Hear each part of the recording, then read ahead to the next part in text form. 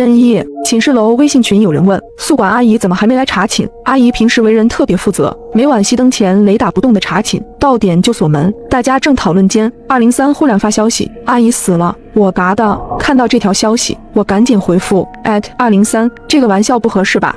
虽然宿管阿姨严厉了点，可这么咒别人，我觉得挺不好的。我发完，其他女生也跟着纷纷吐槽。502@203，大半夜的别吓人，我胆子小。501，就是啊，我回来的时候还看到他了。303，有病。我们这栋楼住的都是大4临近毕业的学生，虽然有5层，但实际上只有几间宿舍住了人。我找的实习单位离学校很近，便一直住校。在大家的一片指责后，我还是忍不住问了一句：203，大半夜的你怎么开这种玩笑啊？是不是心情不好？难道是失恋了，或者毕业论文不顺利？我对203有点印象，她很漂亮，好像是艺术系的。我正想着，便见她又发了条消息：203，没开玩笑，真嘎了。说完，他在群里发了张照片，只见阿姨正坐在她的单人床上，她身上穿着的睡衣全是大片的血迹。最可怕的是宿管阿姨的脸，眼睛瞪得大大的，直勾勾地瞧着拍照的人。看完照片，我的心一下子提到了嗓子眼。203，她好端端的，为什么要嘎人呢？受到惊吓的不止我一个，一瞬间所有人都没再说话。过了一会儿，203又在群里发了条消息：嘻嘻，刚看完鬼片有点害怕，忍不住跟大家开个玩笑，吓唬一下你们，别介意呀。说完，他接着发了张照片出来，点开一看，是一部最近很火的恐怖片截图。我感觉有些无语，这种玩笑可不怎么好笑，尤其是现在都11点多了。不过没事就好。可是那张照片怎么解释呢？想了想，我在群里问了出来，刚刚你发的照片怎么回事？阿姨平时挺严肃，我不信她会配合203摆拍这种照片，就为了跟我们开个玩笑。你忘了去年万圣节吗？当时整个学校搞活动，宿管阿姨为了参与优秀宿舍楼评选也参加了，我是那时候拍的。她这么一说，我想起来了，去年万圣节的时候，在学生会的组织下，学校搞了一场很大的活动。那天我本来也想参加的，但刚好遇上闺蜜生日就出去了，便错过了。我松了口气，其他人也在群里表达自己的不满。502，你吓死我了，下次别开这种玩笑了。501，有毛病吧？自己害怕就来吓我们，有没有公德心？见没事后，我又接着开始玩游戏。刚打完一局王者荣耀，忽然有人私聊我，是一直没说话的201，小将，我怀疑真的出事了。去年万圣节我跟宿管阿姨自拍过，我刚刚翻了照片，她那天穿的不是这身衣服。打开她发来的照片，我只觉眼前一黑。她说的没错，去年宿管阿姨穿的不是那套蓝色睡衣，而是白色的。照片里她身上和脸上虽然也是血迹斑斑，可是从她的血迹和妆容来看，能看出是化的妆。而刚刚203发的照片里，阿姨身上却很像真的血。我的心一下子又悬到了半空，我急忙去翻203刚刚发群里的照片，准备再仔细对比一下。只可惜在群里人骂完之后，他就火速撤回了。201，怎么办？要报警吗？可是没有证据，如果报警，警察来了之后发现虚惊一场，以后同学间见面难免尴尬。可不报警的话，万一是真的呢？要是宿管阿姨真的被203杀了，现在大半夜的，宿舍门也锁了，那我们其他人会不会是他下一个目标？思来想去，我忽然想到一件事，忙问201，你们系的辅导员是不是就住1楼？听说上个月因为教师宿舍满了，我们这栋暂时住进了一个新闻系的男辅导员，学校为了不影响我们，男辅导员被安排在1楼，也不知道他现在有没有搬走。我一提醒，201也想起来了，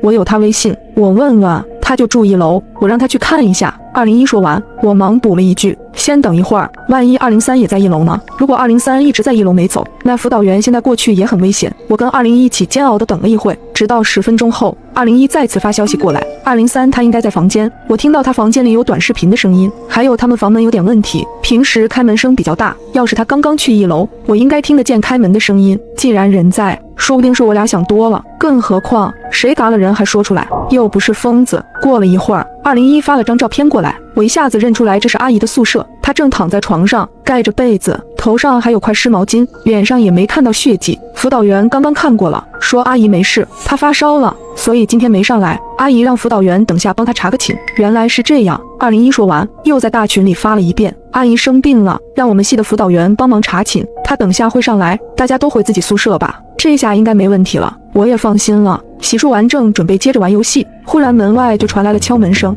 同学你好，查寝，麻烦开下门。好的，老师等一下。我正准备开门，忽然间又想起了一件事。学校规定，查寝要求必须男女老师共同一组，女生宿舍就由女老师进去检查卫生，男老师门口站着，反之亦然。有时候女老师有事，那么男老师就隔着门清点人数，一般不会进女生宿舍，我们也不需要开门。我记得楼下住的那个辅导员来学校好几年了，按理说他应该知道这个规矩的。想了想，我飞快地给201发了条消息：你们辅导员刚刚进你宿舍了吗？等了足足快1分钟，201都没回我。我正焦急着，敲门声又响了，咚咚咚，这次声音比刚才快了很多，似乎等在门口的人已经有些不耐烦。402的同学，你睡了吗？麻烦开下门。我飞快地给201发了条消息：你们辅导员刚刚进你宿舍了吗？等了足足快1分钟，201都没回我。我跟他之前对接工作的时候，他几乎消息都是秒回，就算上课也不例外。可现在怎么过去这么久了都没动静？我正焦急着，敲门声又响了，咚咚咚。402的同学，麻烦开下门。开还是不开？我的大脑飞快转动着，想了想，终于找到了一个蹩脚的理由。老师，我在卫生间，脚抽筋了，现在动不了。为了不让他拆穿，我特意把声音压得很低，让他以为就是从卫生间传来的。只听他说道：好的，那我先去楼上，等会儿再下来。等到脚步声走远，我一下子冲到了卫生间，然后把门反锁。接着我开始给201打语音，响了半天都没人接，我的心一沉，难道真的出事了？我正准备报警，忽然201回消息了，进来了。他也去了203，说没什么异常。我刚刚洗澡去了，没看手机。想了想，我还是决定跟他打个语音，这样才放心些。刚准备打，忽然间我被拉进了一个新的群。我一看，群里有303、我501和502。一进群，我就看到303发了一条消息：小心201。我的心一紧，忙问为什么。303回我下去拿外卖的时候，看到他跟一个男人一起进来了。男人303接着发，我记得她有个男朋友，是校外的混混。我怀疑刚刚查寝的不是辅导员，是她男朋友。不是吧？我忍不住倒抽一口冷气，这也太匪夷所思了。想了想，我问他：你确定吗？刚刚辅导员进你宿舍没？没有。我不敢开门，看来他跟我一样察觉出了不对劲。我俩说话的功夫，我发现501和502一直没动静，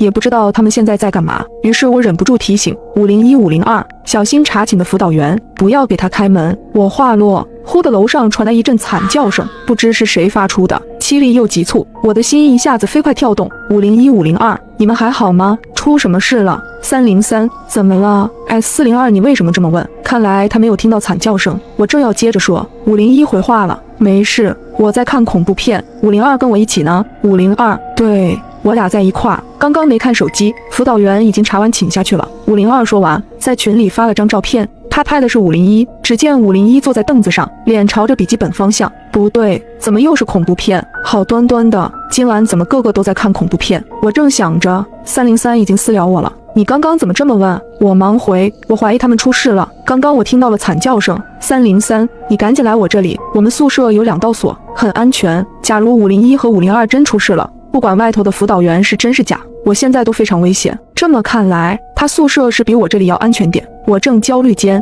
，303又继续催我，快点，我刚刚已经报警了，你来我这里，我们一起等警察来。我咬咬牙，拿起手机和充电器，便准备夺门而出。再不走，说不定就轮到我了。忽的手机又来了新的消息，是201发来的，不要相信303，他宿舍藏了个男人。不等我说话，201又发来了新的消息，303的男朋友是个混混，他现在就在303宿舍，你千万别过去。说完，他给我发了一张照片，照片中的主角的确就是303，在他旁边有一个戴着鸭舌帽的男人正低着头。201又发了条消息，我没骗你，你看照片右上角的时间，赫然就是今天。我再联想到刚刚的那个男人，要是这样的话，303很可能就是他的帮凶，那他让我去他宿舍，就是为了骗我出去。我抿了抿唇，那么你呢？你还是201吗？这句话发完，那边没有回复，而我再也不敢犹豫，马上报了警。我在东南科技大学老校区4号宿舍楼，现在外面有一个杀人狂，可能是2个，求求你们快点过来。报完警后，我稍稍冷静下来，我忙把宿舍里的桌子推到了门口，将门堵住。过了一会儿，外头又传来脚步声，紧接着又有人敲门了，咚咚咚。同学，5楼查完了，麻烦你开下门吧。一想到501和502可能都被他嘎了，我吓得牙齿都在打颤。我战战兢兢地回：老师不用开门了吧？我们宿舍就我一个人，你也听到我的声音了，我现在很安全。我说完，门外的男人笑了一下，那笑声很轻，带着明晃晃的嘲讽。怎么不用？501和502也说不用查，结果你猜怎么着？我吓得头皮发麻，只能干巴巴地顺着他的话问：怎么了？没办法，既然他们不听话，不肯开门，我只好亲自开门进去了。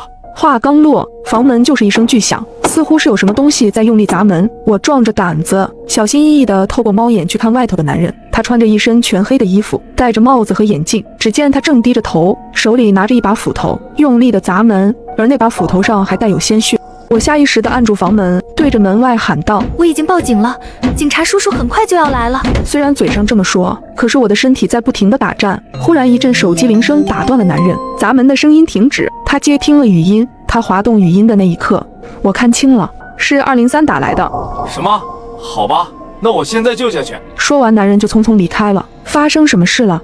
我正琢磨着，不一会门外再次传来脚步声，我的房门也被再次敲响。我从猫眼一看，正是303和他的混混男友。402，救命！快开门，求求你了！怎么办？救还是不救？这是201再次给我发来了消息，不要开门，千万别给他们开门，外面危险。我正看着手机，只听门外303的男友发出了惊恐的声音：“你别过来，求求你，放过我吧！”接着传来一声惨叫。当我再次看向猫眼，发现303的男友已经倒在了血泊之中。嘎人的正是刚才那个拿着斧头的男人，而他身后跟着的人正是203。随后他又举起手中的斧头，瞄准了303。上的男孩患有超雄综合症，一到凌晨1点就会发出砰砰砰砰类似用头撞地板的声音，紧接着就是男孩歇斯底里的大叫。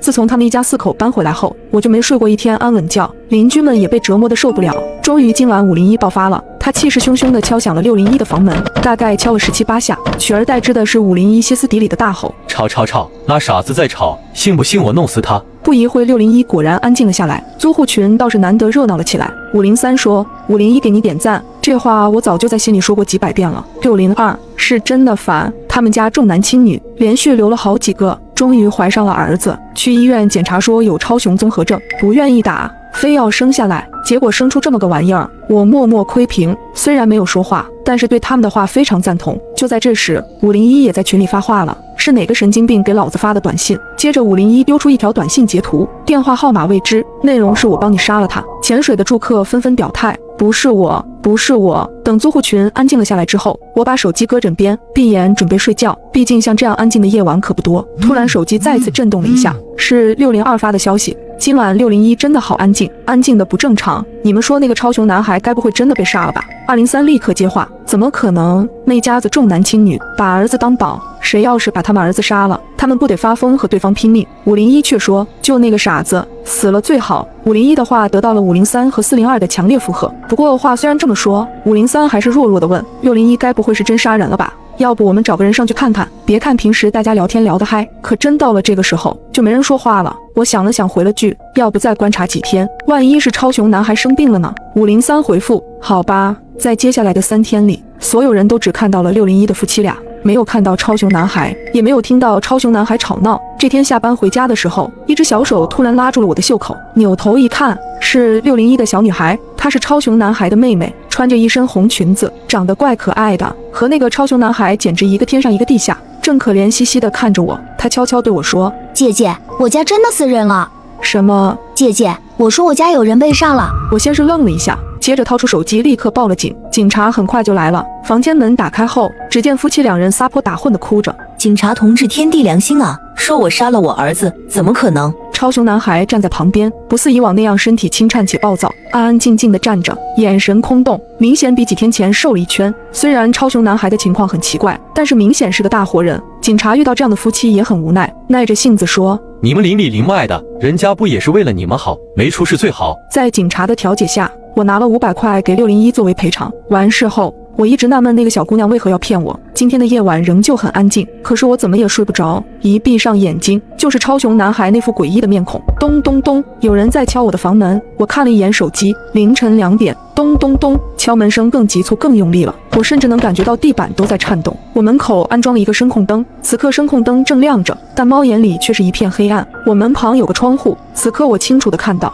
窗帘缝隙里从外透出一缕微光，也就是说声控灯依旧还亮着。有人挡住了我的猫眼，我一点点靠近窗户，慢慢撩起了窗帘。我看见一张明显不对称、长着痤疮苍白的脸贴在玻璃上，他正用那双死鱼一般的眼睛狠狠盯着我，是超雄男孩。我吓得连连后退。当我再次鼓起勇气看向猫眼时，一个黑影缓缓从左边凑近，是一只眼睛。那眼睛在猫眼外往内看了半晌，这才远离。我终于看清楚了他的样子，他是601的男主人。我打了一个激灵，接着我看到他一把将超雄男孩扛在了肩上，超雄男孩发疯似的想要挣脱，可还是被601的男主人硬生生的扛着上了楼。第二天，我被一阵断断续续的剁肉声吵醒，是楼上的601正在剁肉馅，他家已经连续剁了1个小时了。租户群开始叫苦不迭了，毕竟今天周末，大部分人都休息。503说：“烦死了，让不让人睡觉啊？昨晚吃鸡到4点，困死了。”201隔着3层声音都很大，501直接打开窗对着楼上喊：“601，你们是不是死儿子了？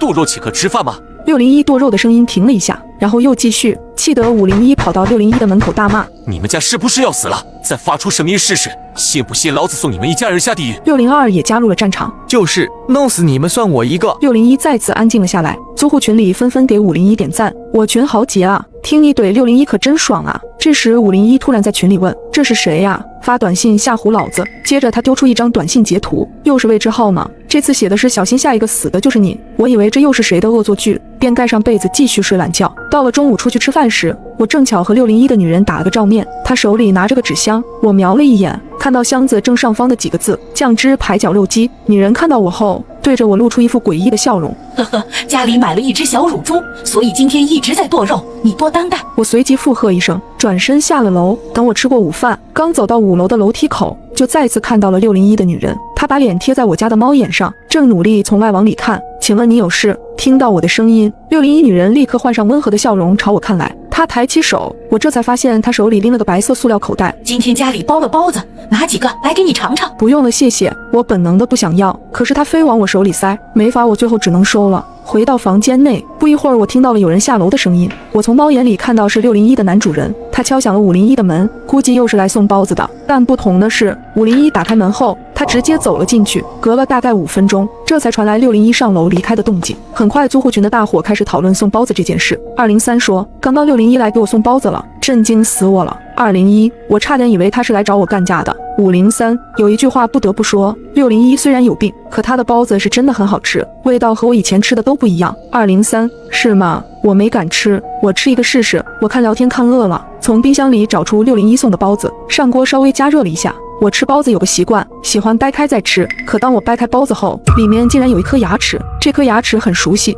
像是超雄男孩左边的小虎牙。我心想这也太不卫生了，便拍了一张照片想要发群里，犹豫了一下还是算了，千万别影响其他人的胃口。只是让人郁闷的是，下午601又开始砍东西了，听声音应该是砍骨头，从2点砍到4点。晚上601又送东西来了，说是乳猪熬的高汤，里面加了虫草花和蘑菇。601的厨艺得到了租户群的点赞，不过我没喝，因为包子给我带来的心理阴影太大。到了晚上9点，303突然找到我，你有没有发现602和501很久都没说话了？我不喜欢泡群，倒是没注意。303继续说，这不是重点，重点是601砍骨头砍这么久，501还这么安静。你再想想501收到的那条短信，小心下一个死的就是你。被303这么一点，我也反应过来了。303接着说，你说601剁的，有没有可能就是501和602？太可怕了，还好我昨天不在家，错过了人肉包子。我们要不要报警？我立即回复303，我找房东，让他给501打个电话试试。5楼的3间房都属于同一个房东，我立刻以501家里水烧开了没人关冒黑烟为由，告知了房东。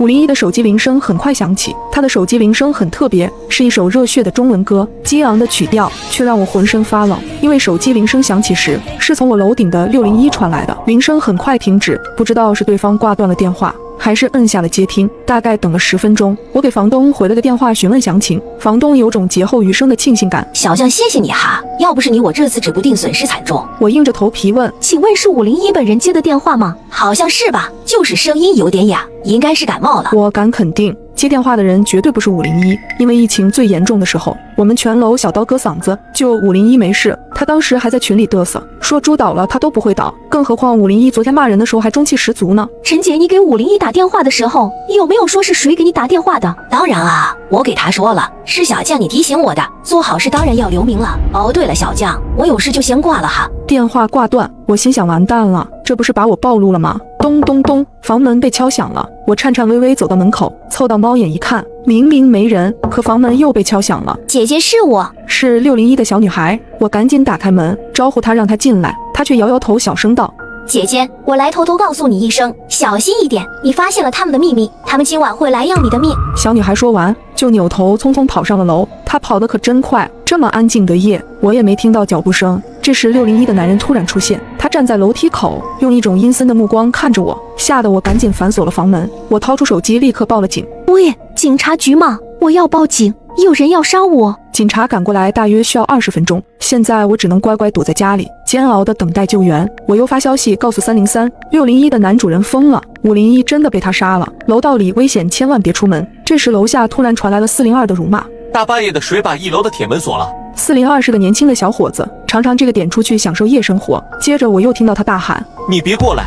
你要干嘛？”随后便传来了锤子敲击的声音。我被吓得躲在门后瑟瑟发抖，心想估计402也被嘎了。突然303给我回消息：“完了完了，这下真完蛋了！601把1楼的大铁门锁了，这下谁也逃不掉了。”我这才反应过来，原来601要杀的不仅仅是我，而是整栋楼的人。咚咚咚！这时我的房门再次被敲响了。我从猫眼一看，果真是601的男主人，他手里拿着一把沾满鲜血的铁锤，正死死地盯着我的房门。见我许久没有回应，他开始发疯似的砸门，发出震耳欲聋的响声。我吓得快要崩溃了。就在他将房门彻底砸烂时，隔壁的503冲了出来，他一把抱住了601男主。见此状况，我也立刻冲上前，死死按住了601手中的铁锤。听到动静的303也迅速加入了战斗，最终在我们3人的合力围攻下，终于制服了601的男主。事后，清理现场的警察告诉我，整栋楼里除了我们3人以及601的女主，所有人全被601男主杀害了。我听到这鼻子一酸，这才想起601的小女孩，赶忙询问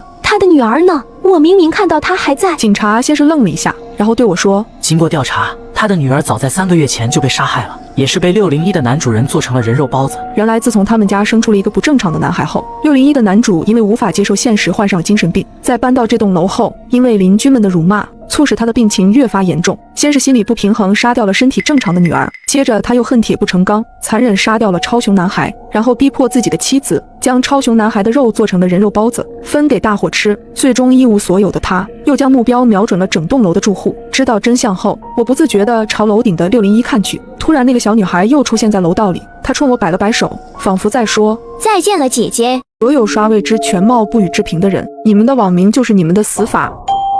看到评论区的这个留言，我在下面回复未知全貌不予置评，我只当是个乐子。结果当天晚上就死人了，尖叫声响彻整座宿舍楼。一个叫林宝的同学死了，他被吊在天花板上，脚上没有穿鞋，一把刀立在地上，刀尖正好顶着他的脚趾，而那根绳索并不结实。林宝的尸体摇摇晃晃在刀尖上晃动，仿佛在跳诡异的舞蹈。我们全被这一幕惊住了，因为我知道林宝的网名叫刀尖上的华尔兹。昨天的评论区他也留言了，有人跑去找老师，可他发现门竟然被锁死了，宿管大爷也消失不见。我想报警，结果拿出手机一看，手机竟然根本没有信号。我们的宿舍楼是混住，1到3楼是女寝，4到6楼是男寝。因为今天是端午节放假，所以留校的学生少之甚少。这时我忽然想起了佳怡，昨天我还转发给她这个帖子，她也乐呵呵评论了一句未知全貌不予置评。佳怡平时特爱看热闹，此时这么大动静，她却没下来，这让我不由得开始担心她。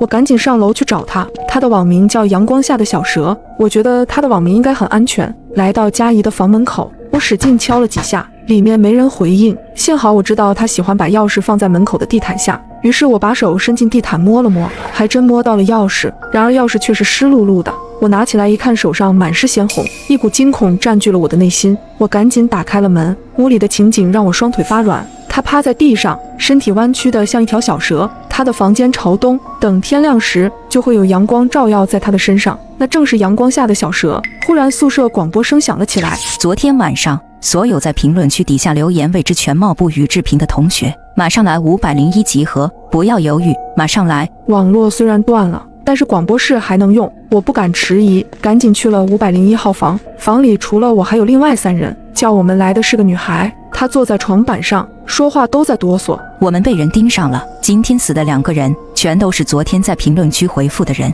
而且都死于他们的网名。你们记不记得半年前的女生跳楼事件？大家都沉默了。那事儿当然记得，半年前有一名女生在学校厕所被偷拍，她抓住了偷窥者，结果一查手机，里面啥也没有。女孩哭着在校园网上直播，说自己真的遇上偷窥狂了，没有人听她解释，都在下面回复未知全貌不予置评。最终这名女孩被嘲讽到下播，心灰意冷的她在屋顶一跃而下。警方介入后，查出那人真是偷窥狂，那手机里有隐藏相册，所以当时女孩没能查出来。你的意思是说，这次的凶手是为了那个女孩出头吗？很有可能，这次的帖子发在校园网，也许就是揪着之前的事情不放。我建议大家今晚抱团，千万别落单。大家先自我介绍一下，我叫李静，网名叫木子。一个高瘦的男人说。郑强，网名大江东去。我小声说。我叫酱汁，网名碎尸万段。气氛一下寂静了，他们都惊愕地看着我，我不知道怎么解释。这个网名是我分手以后前男友偷偷登我号改的。就在这时，最后一个男人忽然笑了。原来全都是危言耸听，等天亮时老师来了，不就没事了吗？浪费我的时间。我沉声说。兄弟，宁可信其有，不可信其无。他听了之后哈哈大笑。如果是真的就好了。老子叫张伟，网名叫少妇，让我精尽人亡。之后张伟走出了门，似乎根本没打算和我们抱团。而我思索一会儿，抱歉，我也决定等老师来。我走出门，快步走向了张伟。他看了我一眼，疑惑道：你干嘛也出来？你不是要和他们抱团吗？凶手也可能是他俩之中的一人。如果凶手想杀我们，最好的办法就是接近我们。那如果我觉得你是凶手呢？老子不跟你们任何人抱团。这人没那么笨，他选择离开，估计和我猜的一样，担心凶手在内部。我不敢相信李静和郑强，我对他俩完全不熟悉，只好独自回到房间，紧紧锁上了门。就在我沉思的时候，外面忽然响起了焦急的敲门声，传来了女人的声音：我是李静，刚才郑强死了。怎么可能？你说什么？那家伙不是跟他待在一起吗？难道李静就是凶手？所有刷未知全貌不予置评的人，你们的网名就是你们的死法。当晚，一个女孩被吊死在天花板，脚底放着一把刀，女孩的网名正是刀尖上的华尔兹。门外传来急促的敲门声。郑强死了。什么？那家伙不是跟你待在一起吗？他是怎么死的？我记得他的网名叫大江东去。李静哭着说。他说要和我挤睡一张床，我不肯就让他去厕所睡。然后呢？然后我想用厕所，就发现他倒在地上被割喉了。你能不能开下门？我现在一个人真的好害怕。当时张伟和我都回了自己房间，只有郑强和李静待在一起，偏偏郑强死了，这让我怎么敢相信李静？我沉思许久，最后拿了把小刀藏在口袋里，然后警惕地打开门。李静站在我门口，哭得梨花带泪。先带我去看看郑强。在路过张伟宿舍时，我们还一并叫上了他，而张伟一见到李静，眼神就充满了凶狠，仿佛已经认定他就是凶手。我们来到郑强的卫生间，看到郑强躺在地上一动不动，血流成河，被冲进了下水道，最终被排进滚滚东水，还真是大江东去。我检查了一下宿舍，宿舍虽然有窗户，但也同样门窗紧闭，而且窗户外面还有防盗窗。张伟看了看李静，冷笑道：你敢说这不是你干的？李静着急地说：真不是我，如果我是凶手，我会傻到让你们都知道吗？这凶手神出鬼没，看来我们不能坐以待毙，必须主动出击。我们来到了宿管大爷的房间，虽然宿舍里没网络，但是大爷的房间里有电脑监控。可当我们查看电脑监控时，才发现这电脑的主机电源线早就被人为剪断了。我越想越奇怪，忍不住看了眼墙壁，那墙壁上挂着一大串钥匙。我检查了那大串钥匙，沉声说：大爷失踪了，钥匙却很完整，也就是说凶手很可能不是用宿管钥匙打开房门，那他是怎么进来的？房门紧锁，又有防盗窗，他不可能进得来啊。今晚我们仨在一起，谁也别睡，就盯着彼此。如果凶手不是我们之中的任何一人，我们还能保护彼此。面对李静的提议，张伟再次冷笑：你就是最大嫌疑人，还要我整晚和你待在一起？没门！你还没发现吗？凶手可以神不知鬼不觉潜入我们的房间之中。笑话，少在这里危言耸听！你们之中定然有人是凶手。如果我真像我的网名那样死了，那我无怨无悔。听到这我有些无语，毕竟他的网名叫少妇，让我精尽人亡。张伟走后，只剩下我跟李静。一回到了宿舍，李静就委屈地说：幸好有你愿意陪我，否则我今晚真不知道怎么熬过去。我沉默不语，而是将他死死绑在了床角。对不起，不管你是不是凶手，我都要确保自己的安全。李静急得在屋里大叫：你是想害死我？我明白自己对不起李静，但在这个夜晚谁都有可能死，我心里已经有了计划。宿舍里手机信号不好，只有2个原因：一是附近的基站被破坏了，2是有人装了信号干扰器，破坏基站难上加难，所以凶手肯定是用了信号干扰器。我不需要找到他，我只要拉下电闸，信号就有可能恢复。我来到1楼的宿管室附近找了找，果真找到了电闸，然后一把拉下了总闸，整个宿舍楼顿时陷入一片黑暗之中。而我连忙拿出手机，尝试着拨打报警电话。喂，你好，这边是报警平台。那边传来声音，我激动的都快要哭了。刚要说话，我的后脑勺突然传来了一阵剧痛，接着我失去平衡，软软的倒了下去。